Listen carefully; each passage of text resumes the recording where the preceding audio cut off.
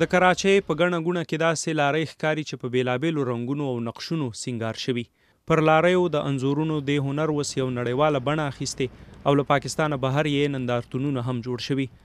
39 کلن حیدر علي پر ټرکونو د انځورونو او خطاطۍ هنرمند دی او رویټرز اژانس ته یې ویلي دا هنر له ټولنیز سره د سیاسي رجحانونو ښکارندویي کوي.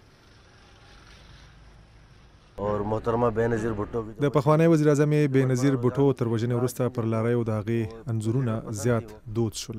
یوازې هغو خلکو یې پر لاریو انځورونه نه غوښتل چې ووټ یې ورکړی و، نورو ډرایورانو یې هم غوښتنه کوله.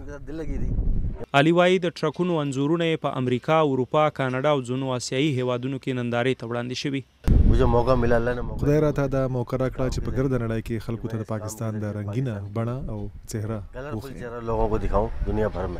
عبدالقادر د خپلې نوې رنګ شوې لارۍ تر روانولو مخکې وویل د ټرک سینګار یې خوښیږي.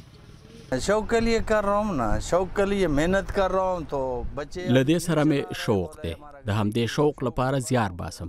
بچو مې راته وویل چې که ټرک سینګار نه کړې بیا یې نه چلوو، نو دا د ښایسته مې کړ چې هغوی یې اوس وچلوي. خوبصورت آ رہا ہے نہیں آ رہا ہے. په پاکستان کې ګڼ ډریوران خپلې لارۍ رنګوي او ورباندې بېلابېل انځورونه جوړوي، خو دا کار ارزانه نه دی. د ټرک پر رنګولو او سینګارولو له 50,000 واخله تر 15 لکه روپیو پورې خرڅ راځي.